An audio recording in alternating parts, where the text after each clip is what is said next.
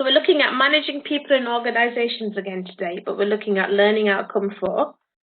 Now, the outcome is know how to ensure employee training is effective. Now, there's 3 questions for the pass criteria. 4.1, explain the key elements of a learning organization. 4.2, describe the elements of a training cycle. 4.3, explain the characteristics of effective training courses. Then your merit questions. 4M1, explain the purpose of a training needs analysis and how to carry one out. 4M2, for 3 of the different training methods, so you're looking at 3 different methods, describe the advantages and disadvantages of their uses. And then 4D1 is produce the learning objectives for a work-related training course. Now we'll cover all of these points on here.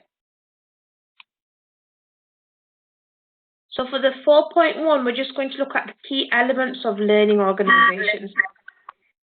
Now, learning organizations is a term, it's just an organization that monitors the environment for changes. It's how you learn from it, how you adapt for these changes. So you're adapting your organization to reflect what's going on around you. Now, the term learning organization was actually coined by someone called Chris Argyris, and he studied at Harvard. But it was a business strategist called Peter Senge who actually popularized this term. He wrote a book called The Fifth Discipline. Now, Senge says that a learning organization is a dynamical system and that you're always in a continuous adaptation and improvement. So you're in like a loop that you're learning and adapting and improving. So according to Senge, you've got 5 elements to a learning organization, and we're going to go into each one in detail. So you've got personal mastery, shared vision, mental models, team learning, and then systematic thinking in the middle. So the first one is achieving personal mastery. So it just means that when an individual gets to achieve and focus their own vision and develop themselves as they see fit, and that they're not just doing personal learning, but they're doing it so that they can do it for the organization. So that any learning that they do for themselves will benefit the organization that they're working in as well.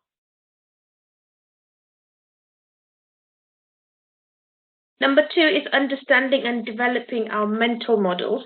So according to Senge, he says that they're deeply ingrained assumptions and generalizations, or even images that can influence how we understand the world and how we take action.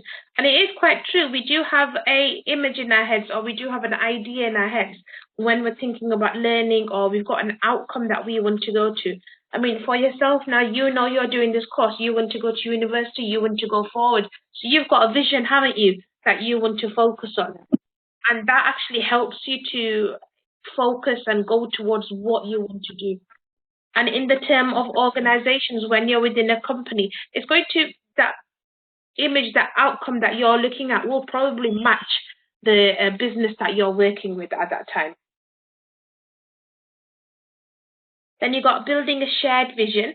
So this just shows that you've got an ability to share a vision with others and that you're working towards the same goals. So Senge also says a vision that many people are truly committed to because it reflects their own personal vision.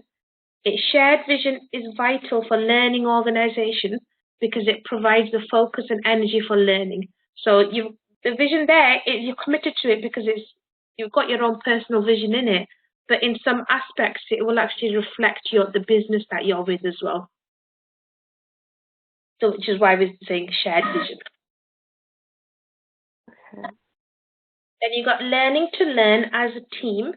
So team learning, so this is the process of aligning and developing the capacities of a team to create the results its members truly desire.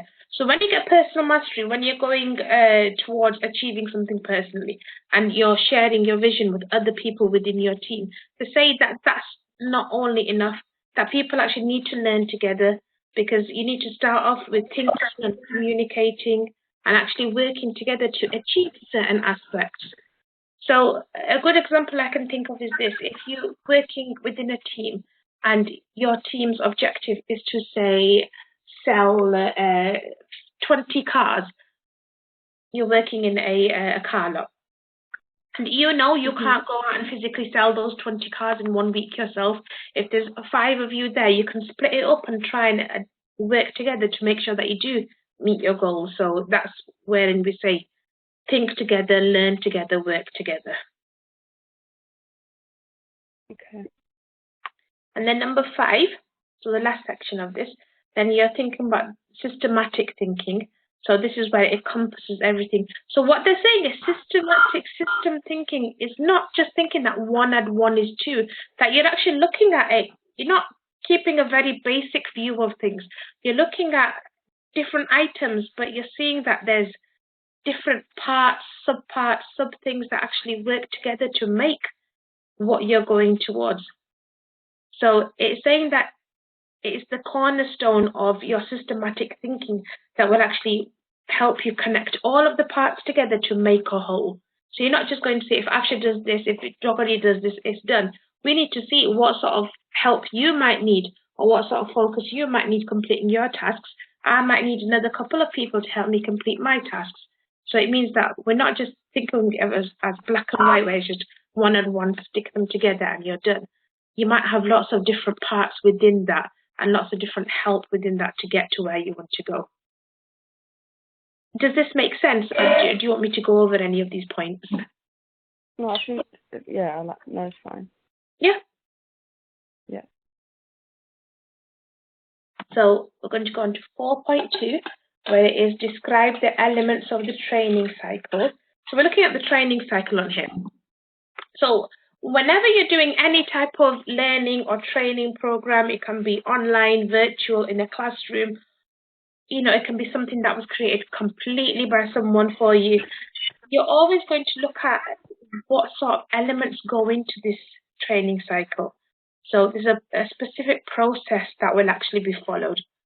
So the training cycle actually starts a very long time before the training actually takes place. And then it also continues after the training has taken place as well. So we've got an image that I'm going to show you, and it's going to show you the 5 stages of the training cycle. So you've got to assess and analyze the needs, got to develop learning objectives, design and develop the program, implement the design, and then evaluate it. So when you're assessing and analyzing the needs, you're actually just it's called an analysis, or we can call it ATHE for short. So for this, you just actually need to carry out an assessment of the people that are doing the training and also analyzing the data, seeing what needs different people have and what the actual reasons are for you to be doing this training. So what's the reason you're doing it? You know, why is the training actually taking place as well? So you need to know exactly what needs to be taught and how it needs to be taught as well. So that's why you need to carry out an analysis and an assessment first. So there's lots of ways to do assessments. You can do formal assessments. You can measure a person's skill and knowledge. Now, when you first joined us, you would have carried out a few learning style questionnaires, and there would have been a few things that you were asked to do. Yeah. And when I can see those, it helps me to see how I need to adapt, how I can work with you. Do I need to make this more auditory? Do I need to speak a lot more? Do I need to make it more visual and show presentations? It really does help for me to know how I can help you, and it's the best way for you to learn as well, which is why that's a form of assessment as well. With this, if we were in a formal classroom setting, we could meet one-to-one and have a talk, and you could tell me what your needs are, and I could say, this is how I can help you. So you're doing it in a lot of different ways. Now, the whole goal of this is just to get data, is just to get information. So whether it's student, teacher, or colleague and colleague, or they're talking to each other, it's all about getting the information you need to go and start creating a good training program. So then you're going to develop your objectives. So you know why you're doing the training, you know what your learners' needs are, and now you need to actually find out what sort of things you need to develop for this as well. So you write down objectives. So you write down your learning and performance objectives. So just tell me, you just put down on this, what are you actually desiring when the training has been conducted? So when the training has taken place, what is the outcome that you're looking for? So what have your participants learned? What can they do now? And did any of their behavior patterns or their work patterns change because of this? Then you've got your design and develop the program. So now you've looked at those 2 points first. You looked at who's going to be doing the training and why you want to make that training. You've looked at what objectives there are. So those objectives will probably follow what your business is, to sell this many things or learn how to do this, that, and the other. And now you're going to design and develop the program. So you're just actually going to start thinking, what can I do? How many people are going to be taking part in this? What sort of knowledge do they need? What sort of new skills do they need? And what do I need to teach them? Where are these people? Are they all in one office, or are they working from home, or are they in 3, 4 different offices? Where are they? And then how much time is it going to take for me to do this? How much time do we need to do it in a couple of hours in one day? Or is it going to be a course where I teach somebody 3, 4 times a week? What is the consistency that you need? So how often, again, are you going to teach them? How much are you going to be in touch with that person as well? When does the training need to take place? So is it something that can be done loosely, which is it's okay if it's done over a year or so?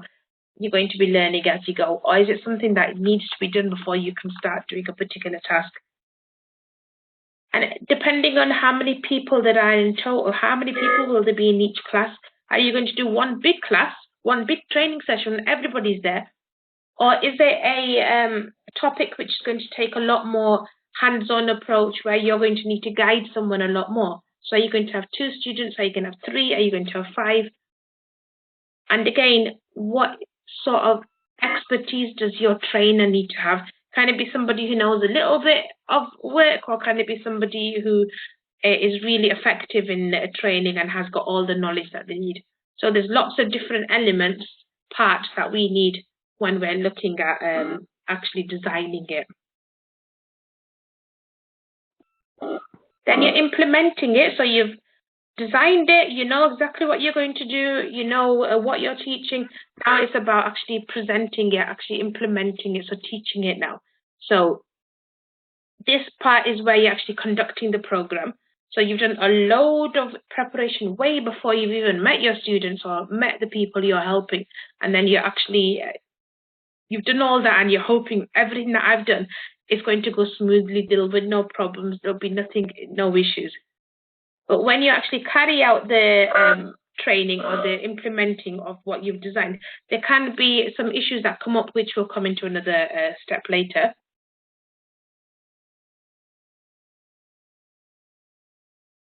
So you're going to have good delivery skills. So you're going to need somebody there that can actually deliver everything for you at that time.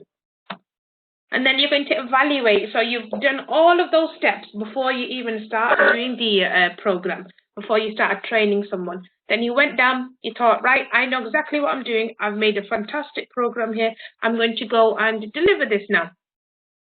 Then you go off, you deliver it, and you say, oh, actually, there were some problems.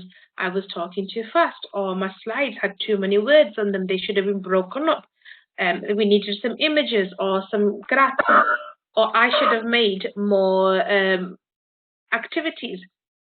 Now, there was a program that I created when I used to work in primary schools many years ago, and there was a program that I created for the parents of my students there, and it was to help them understand phonics. Do you know, are you familiar with phonics, where they learn the sounds and they don't say A, they say yeah. Do you know when you're learning to read, young children, they actually learn sounds rather than letters? So because we're a lot older now, and it's things that we've not done when we were younger, it's difficult for parents to understand. So teachers are sending kids home and saying, oh, go practice these sounds with your mum or dad or your brother and sister, and they don't know what's going on. So I made a program, I created a brand new program just for those parents, where I could teach them how to teach their children how to read. Oh, that's so nice. Yeah, we do at school. I spent weeks and weeks making that program, making slides, making it fantastic. But my first lesson that I did with them was the worst. It was the most awkward. I was just standing there, not knowing what to do. Everyone was just staring back at me. But as then I reflected, I evaluated what I did, what went good, what went wrong. 99% of it was just wrong. And then I realized that I actually need to that I need to give them activities, that I need to, get them more engaged so I'm not just talking. Yeah. So that's what we mean by evaluating your performance. That could be the same aspect of me creating something on how to help businesses communicate with their customers or selling skills. The whole point of that is you look back at what you did and then you adapt it, so you change it for the week after and the week after and the week after.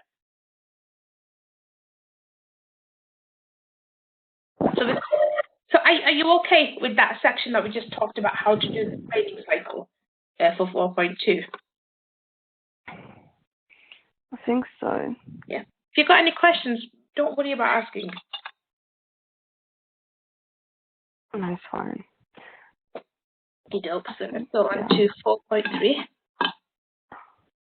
So we're going to explain the characteristics of effective training courses. So what is a good training course? So every training course needs to start off with a training needs assessment. Now, this is a process that just sees who actually needs to be trained, which people actually need to be looked at, and who needs the help. Because there's no point in training somebody that already knows how to do something or has got years and years of experience. You need to identify those people that actually need that help and that time. Otherwise, you're just wasting your own time. Then you're going to identify and communicate the purpose, objectives, and the outcomes. So you're going to tell them why it's there, what the objectives are, so what you're hoping that you can cover, and then what you're hoping they'll actually achieve after this training course. So that, now, I know when I'm going on training or if I'm told to do a certain thing for work, I'll be happier to do it if I know exactly why I'm doing it and what the reason is. And it's the same for everybody. You'd like to know all the information. So it's good to see why it's actually available. Then you need to make sure that the content, so the things that you're actually training about, that you're talking about, is actually relevant to what you're doing. So it's actually relevant to your business.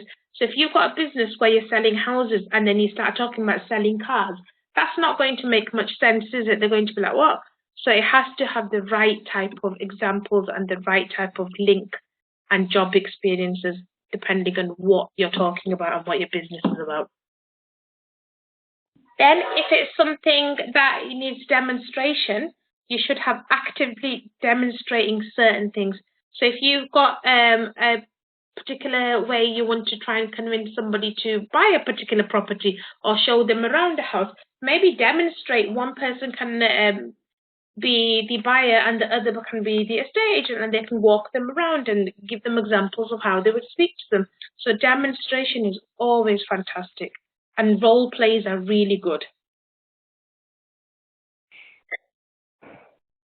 And then you've got to give your students opportunities for practicing. So you're not just getting them to sit there, like I said, when I did my very first independent lessons, everybody just sat there and I'm talking and blabbering on, and it is boring. It's completely boring. Now, if we were in a classroom environment together, obviously we're in a different type of stage here. It's good to give you the opportunity to practice skills. So it's either do some role plays or learn how to set things out, or, if you're doing something that's mechanical or hands-on, get your students, get your trainees to do these where they can make mistakes, but they're not worried about it costing somebody a lot of money if they've ruined an engine or something, because they know it's there for you to practice. And then again, regular feedback. So give your students feedback, give them constructive feedback. So give them feedback that you're not putting them down and you're not saying, oh my God, you're so bad. You've got butterfingers or anything like that. You just put things like, I noticed you dropped this a few times, or I feel like your grip is incorrect. Maybe you should try holding this tool like this, or doing this particular task like this. So give them the feedback in a nice way that they can understand and not feel embarrassed or feel put down. And then once you've done all that, you've got a post-training environment. So after the trainings happen, it's good to help or to let the employees actually practice what they've learned, so that they're actually keeping that knowledge within themselves and that they're actually getting a chance to show off what they did as well. And that's it for 4.3. So we were just looking at the what makes a good training course. So do you have any points you want to go over on this? No. Okay, brilliant. I feel like, so I'm going back to this again. But Yeah. you know when we're gonna do the assessment? So is it gonna be like 4.2 or 4.3 and then questions? Yeah, they're just going to be like a 4.2. You're just going to describe, so you're not actually carrying out an assessment. You're just going to tell me how it's done. So I'm not gonna write it down, I'm gonna tell you. Yeah. No, you're going to physically write all of this down, like an essay. Okay, cool. Yeah. Because they're all very similar. It's not, they all really follow one from each other. So it's in the, because one will say, what's the elements of what is a learning organization? What's a training cycle? What makes a good training course? And they do really follow one from one another. I'm scared to be like, oh no, don't worry about it, because when you do your assignment, and if I see that say 4.2 should covers 4.3 as well, I'll say, oh, this is fantastic, you've done 4.2 and you've covered 4.3 in here. That's okay. So if I see that in one area where you're meant to do 4.3 but you haven't done it, and that covers 4M1, that'll be okay as well. We'll just from your example, just put down what you can, and then we'll guide you in the right direction. And believe me, by the time you've done 1 or 2 assignments, you'll be a lot more comfortable. It's just that it's new to you, so it can feel a bit scary and so on, but you'll be okay when you do it. all right. And I have a document that I've made for the merit and the distinction questions. So for the merit, you're looking at explaining the purpose of a training needs analysis and how to carry one out. So we looked at training needs analysis before, where it just shows us why things need to happen. What are the reasons that this training is happening? So there's a few points that this covers. So you've got, one is to identify any knowledge gaps before they become a problem. So you've got staff, you've got a team, and you need to find out, are there any gaps in their knowledge before they're set to a task and you think, oh, they're going to make a mess now, or they've gone on to do this car engine, but they don't know how to do it. So you find out what they need and to address it before it's an issue. The training needs analysis also helps you to plan your training for the year. So you've got a very good idea of what you're going to be doing training on, and you're planning the next 12 months. So you could do within the first quarter, so January to March, you could do one area, then you can go on. So have 4 training sessions throughout the year, and this is exactly what I'm covering this year. It also gives you an idea of things you might not have considered. So you don't know if there's a particular thing that your employees don't know. Maybe they've not got great administration skills. Maybe they don't know how to log things down or fill out their paperwork properly. So these are things that will also be highlighted to you, so you know exactly what needs to be covered and what doesn't. A training needs analysis also helps you to make sure that the training that you're about to do is actually the right training and it's on the right areas, so you're not spending a lot of time and money. Because you've got to think, if you come up to me and say, Asha, I want you to create this training program for my employees, it's going to cost you money for me to get to do that. It's going to cost you time for it to be done as well. So you need to make sure that that money and that time that you're spending is actually beneficial, that it is on the right area. These training needs analysis also helps you to decide which people need the training sessions. Like I said earlier, if you've got a lot of experience in something, there's no point in putting you into that training, but you need to make sure that the person that doesn't have that much experience or needs that help is put into that training. And again, it helps you to prioritize your training needs. So does it need to be done straight away? Does it need to be done in 12 months? Can it be done in 3 months? Or how quickly do you need to have this training take place? So that's 4M1. So why we have a training needs analysis. Then you've got a 4M2. So we're going to look at different training methods and we're going to describe the advantages and disadvantages. So you've got different training methods in general. You've got on-the-job training and off-the-job training. And within these are lots of different parts. So on-the-job training has apprenticeships. You've got job instruction training. So apprenticeship is where you've got somebody coming into work for you that might not be qualified, but they're learning to be a plumber or a technician or a marketing specialist. Then you've got a job instruction training where it's a step-by-step training program where each person will take on the basic tasks and the certain points that are there. It just goes step by step. So it helps trainees learn about what the job is. They help to learn how to present things and they're given information in a clear manner, and so on. So it's just a step-by-step process. Now, the advantages of that are it's cheaper to do on-the-job training. Your trainees will actually get feedback a lot quicker because they'll be with their employees at that time and they'll tell them how well they're doing or how they're not doing that great and address it.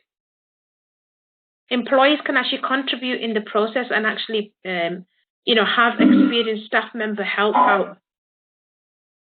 Now, the disadvantages of this sometimes if you're learning how to make certain things, equipment can get damaged, certain items can get damaged and it can be expensive. There's going to be a high rate of scrap that you're going to be getting rid of. So a lot of things that you're probably throwing away because they are getting messed around with. And then the quality is going to be affected because you've not got a consistent quality. You've got somebody who's not very aware of how to do the job. You're training them and they will make mistakes while they're learning. Then you've got off-the-job training. So you've got things like classrooms, conferences. You've got films where sometimes if you've ever been in a class and they showed you a video. And so on, I remember I've seen lots of safeguarding videos throughout my studies and so on. It's just where that video will just show you what you're talking about and you can just discuss it later on. You've got simulation exercises where you're doing things like role play or you're actually carrying out activities. You've got experiential exercises as well where you're looking at different things like maybe conflict and you're creating a situation, sort of like a role play where you're creating a situation where there's a bit of a conflict between customer and employee and you're trying to get that sorted out. So how can you get that done? Or you've got an issue between two members of staff. How is that manager or that person going to get them to facilitate and come to a good conclusion? So you've got loads of different things on here. And then the advantages of off-the-job training are you can actually get lots of employees trained through this method. So you're not just focusing on one or two people, you can get lots of people done at once. They're going to learn how to do the job without the pressure of being in the job. Anything that will be, because previously where we talked about it, things can be expensive because you're ruining a lot of things or they're getting scrapped because mistakes are being made. So any of these things can actually be avoided with this training because it's not costing the company for that. And it can take less time because they're going for a 3-day block of training rather than learning on the job in like 20 minutes or 30-minute increments in a day. And then we've got disadvantages of off-the-job training. So you need to because there's lots of trainees there, you might not be able to specify exactly what job you're talking about. So there'll be no specific role. It'll just be generalized. When you're not in a real workplace, there might be less of an involvement where people aren't that bothered and they're like, it's okay. We just come here, let's enjoy ourselves. And again, it's not good for developing interpersonal skills. If you're trying to teach someone how to communicate with others, it's not really going to be good for that. And it can be more expensive because you're paying training centers and tutors and so on. You're paying for the expenses and you're paying for them to actually be there. So you're paying them the wages for that day as well. So are you okay with both the merit questions? Yeah. Yeah. And then the last section is a short one, this one again. So we're just going to look at, when we're doing a training course, we need to look at learning objectives. So 4D1 is produce the learning objectives for a work-related training course. Now, when I said earlier that when you want to go on a training, I particularly like to know exactly what I'm doing, why I'm doing it, and what points we're going to cover. I really love to know this information so it's clear and I know exactly what I'm looking to doing. So with these, when you're producing learning objectives, you need to make sure that your learning objectives are the same as your business goals, so that you're actually working towards the same thing in the number of months that you're wanting to do it in. Keep your goals short and simple. Don't put mini essays under them because nobody wants to read 4 or 5 lines. 1 sentence or maybe 2 is perfect. Be specific. So put down the exact objectives that you're going to be covering, the main points, but you don't need to expand in those because that'll be done when you're actually doing the training. And then be realistic. So don't put really high goals into place when you know it can't be achieved. Make them short, simple, and realistic so that you know what I'm teaching you can actually be done in the time frame that I'm teaching you in. So if you, for example, if I'm going in, the only example I can think of right now is I've got a 2-hour session where I'm going in to learn how to knit. So in that 2-hour session, they'll probably only be able to teach me how to put the wool onto the knitting needles and how to loop it around and show me a few different stitches and so on. They're not. If I go in there thinking I'm going to knit a whole scarf in these 2 hours, that's not going to happen. So you have to be realistic. What can you do and what can't you do? So you can set the basic knowledge there and then let someone go off and experiment in their own time. So that was all the merit and the distinction questions on here. So tomorrow we'll be looking at learning outcome 5. So we've only got 7 outcomes in total. So we'll get this done by Thursday, which is the day I'll give you your assignment out on.